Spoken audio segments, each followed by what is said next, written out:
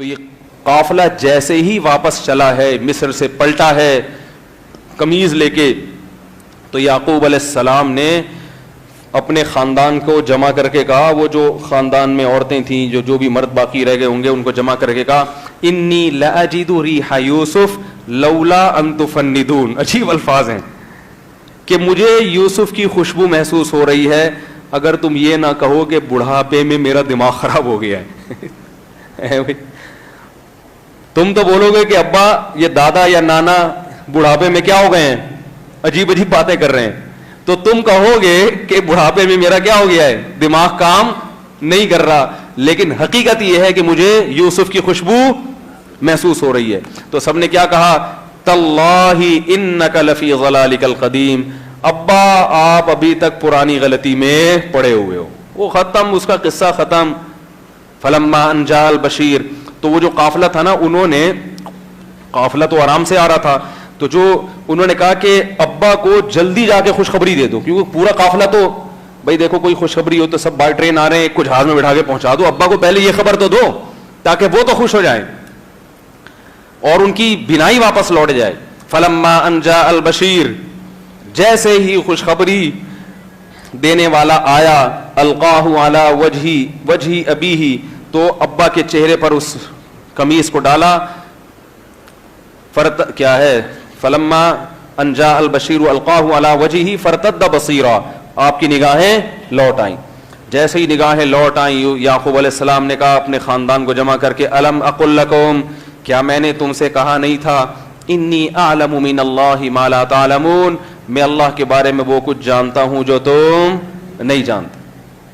وہ سارے قافلے پہنچے, سارے بھائی ابا کے گرد جمع ہو گئے اور کہنے لگے, یا ابانا استغفر لنا ذنوبنا, ابا آپ ہمارے لیے اللہ سے کیا کریں, معافی مانگے, ہم سے بڑی غلطی ہوئی ہے. ابا نے کیا کہا, سوف استغفر لکم, ان قریب میں تمہارے لیے اللہ سے معافی مانگوں گا. ان قریب کیوں کہا, مفسرین لکھتے ہیں کہ آپ کا ارادہ تھا کہ بڑا جرم ہے تو رات کو تہجد میں اٹھ کے ان کے لیے دعا مانگوں گا کہ اللہ ان کی خطا کو معاف کرے. تو پھر وہ سارا قافلہ چلا کہاں, مصر کی طرف.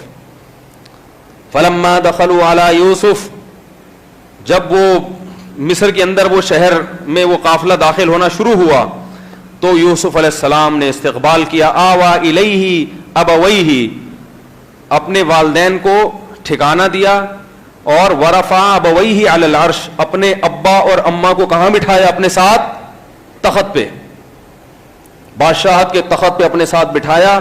وخروا لہ سجدا, اور وہ جو سارے بھائی تھے وہ یوسف کے سامنے سجدے میں گر گئے. پہلے زمانے میں یہ سجدہ جائز تھا بادشاہ کے سامنے, وہ سارے کس میں گر گئے, سجدے میں. تو جیسے ہی انہوں نے سجدہ کیا ہے, یوسف علیہ السلام نے فرمایا, یا ابتی, اے میرے ابا, ھذا تأویل رؤیایا من قبل, یہ اس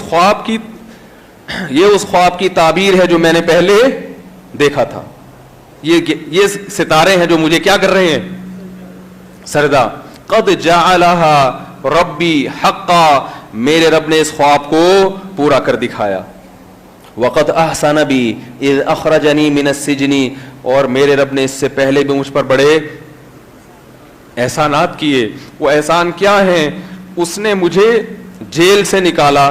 من بعد ان نزغ الشیطان بینی وبین اخوتی, جب شیطان نے میرے اور بھائیوں میں نفرتیں ڈال دی تھیں. اب جب معاف کر دیا نا بھائیوں کو, تو اب بھائیوں کو تانا نہیں دے رہے ہیں. ہم ہوتے ہم اس موقع پہ کیا کہتے, پہلے تو اچھی باتیں نہیں بتاتے, دکھڑے زیادہ سناتے ہم بیٹھ کے. ہم کیا کر رہے ہوتے, بولو نا بھائی, مجھے تو ابھی سے آپ لوگ دکھڑے لگ رہے ہو کہ بالکل ویسے مرجھائے سے چہرے بیٹھے ہوئے. مزہ نہیں ہے. کچھ خوراک پائے کھایا کرو, پائے جو لاہوریوں کی خوراک ہے نا وہ کھایا کریں, لسی پیا کریں, پائے کھایا کریں. کچھ ایسی چیزیں کھائیں گے نا پنجاب میں, بیان کرو, ایسا مزہ آتا ہے ان کے چہروں پہ, یہ چمک دھمک, اور وہ ایسے ان کے نعرے بھی لگ رہے, نعرے نہ لگائیں ابھی آپ لوگ. تو کراچی کا وہ کچھ ہوا میں سستی ہے میرا خیال ہے. تو خیر, اب دیکھو ہم ہوتے تو ہم کیا کہہ رہے ہوتے, ابا آپ ابھی یہ تو دیکھ رہے ہو کہ میں بادشاہت کی عرش تخت پہ بیٹھا ہوا ہوں, لیکن میرے ساتھ جو ہوا ہے نا وہ میں ہی جانتا ہوں. ہم کیا کرتے, دکھڑے سے راتے بیٹھے. ابا ان کمبختوں نے مجھے کنویں میں پھینک کے آ گئے تھے یہ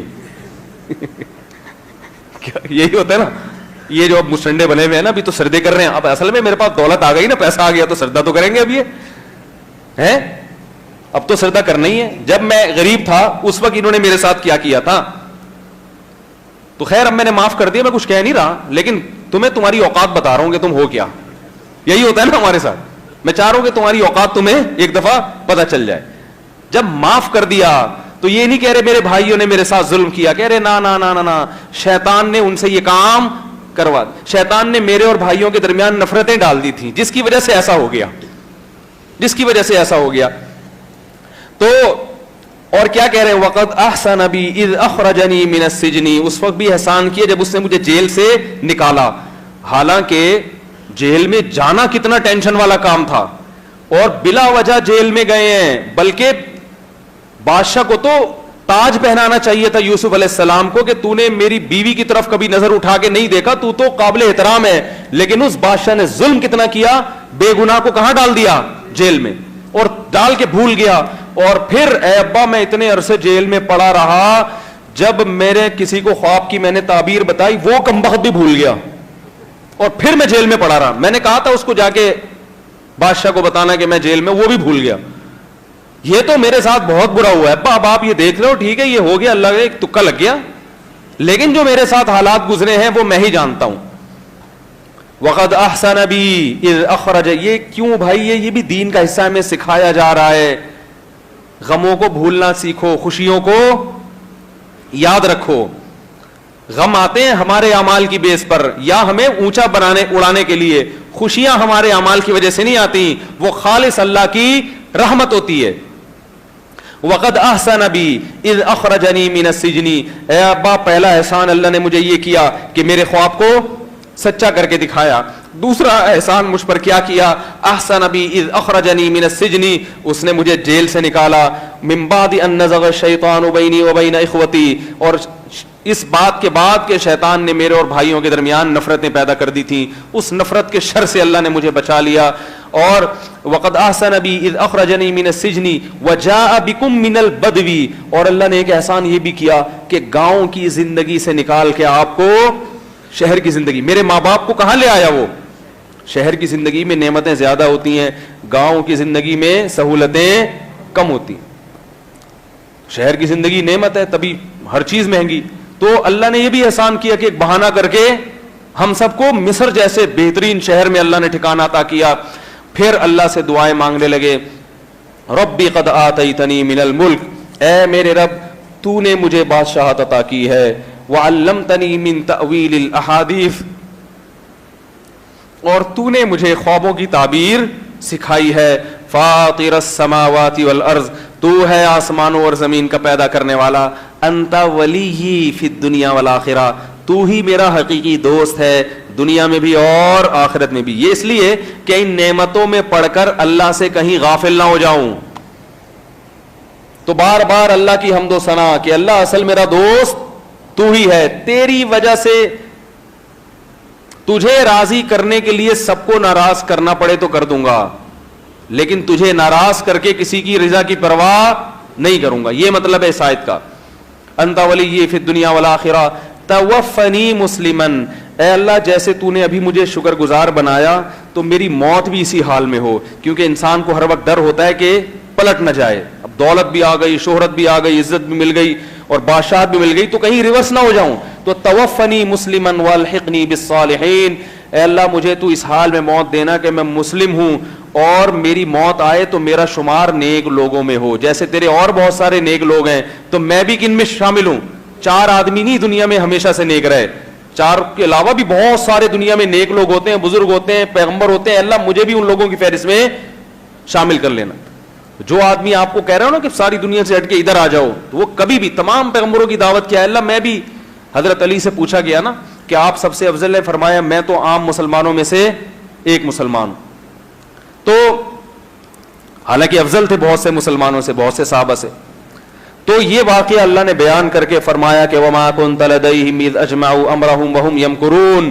یہ تورات اور انجیل کے واقعات تھے جو یہودی اور عیسائی جانتے تھے. اللہ تعالیٰ فرماتے ہیں کہ اے محمد صلی اللہ علیہ وسلم آپ تو اس وقت موجود نہیں تھے جب وہ بھائی مل کے یوسف کے خلاف تدبیریں کر رہے تھے کہ کیا کیا جائے، ان کو کیسے ہلاک کیا جائے. آپ اس وقت موجود نہیں تھے، لیکن یہ اللہ کی رحمت ہے کہ اس نے آپ پر وحی نازل کر کے آپ کو وہ تمام واقعات سنائے. لیکن اللہ نے پھر انسانوں سے شکایت کی، وما اکثر الناس ولو حرصت بمؤمنین، لوگوں میں اکثر لوگ چاہے آپ کتنا ہی چاہت پیدا کر لیں پھر بھی وہ ایمان لانے والے نہیں ہیں. اور فرمایا یہ ایک یوسف کا واقعہ نہیں، وَكَأَيٍّ مِّنْ آيَةٍ فِي السَّمَاوَاتِ وَالْأَرْضِ يَمُرُّونَ عَلَيْهَا، زمین اور آسمان میں کتنی نشانیاں ہیں جن کو یہ صبح و شام اپنی آنکھوں سے دیکھتے ہیں، لیکن پھر بھی یہ ایمان نہیں لاتے. کوئی خدا کا انکار کر رہا ہے، کوئی خدا پر ایمان لاتا بھی ہے تو الا وہم مشرکون، اس کے ساتھ دوسروں کو بھی شریک کر دیتے ہیں. جیسا ایمان ہے اور جیسا عمل ہونا چاہیے اکثر لوگ اس پر قائم نہیں ہیں. تو اس صورت کو پھر اللہ نے ختم کیا. نبی سے کہا کہ آپ کہہ دیں قل ہذہ سبیلی، اے نبی ان کو کہہ دیں یہی میرا راستہ ہے، ادعو الی اللہ، کہ میں لوگوں کو کس طرف بلاؤں گا؟ اللہ کی طرف، علی بصیرۃ، بصیرت کے ساتھ، انا میں بھی، ومن اتبعنی، اور جو میری اتباع کرنے والے لوگ ہیں وہ بھی یہی کام کریں گے. تو وما انا من المشرکین، لیکن میں اللہ کے ساتھ کسی کو شریک نہیں کروں گا. تو اللہ نے فرمایا پھر آخر میں لقد کان فی قصصہم عبرۃ لأولی الالباب، ان واقعات میں عبرت ہے کن لوگوں کے لیے؟ جو عقل والے ہیں. ما کان حدیثا یفترا، یہ واقعہ کوئی ایسی چیز نہیں ہے جس کو محمد صلی اللہ علیہ وسلم نے گھڑ لیا ہو، ولکن تصدیق الذی بین یدیہ، لیکن یہ واقعہ تصدیق کر رہا ہے ان کتابوں کی جو اس سے پہلے گزر چکی ہیں، کیونکہ تورات میں بھی ہے اور یہ انجیل میں بھی. گڑا ہوا ہوتا تو کوئی نیا واقعہ لے آتے، یہ پچھلی آسمانی کتابوں میں بھی ہے. تو یہ قرآن تصدیق کر رہا ہے کہ تورات بھی اللہ کی کتاب تھی اور انجیل بھی اللہ کی کتاب. اللہ تعالیٰ سے دعا ہے کہ اس میں جو اسباق ملتے ہیں اللہ ہمیں سمجھنے کی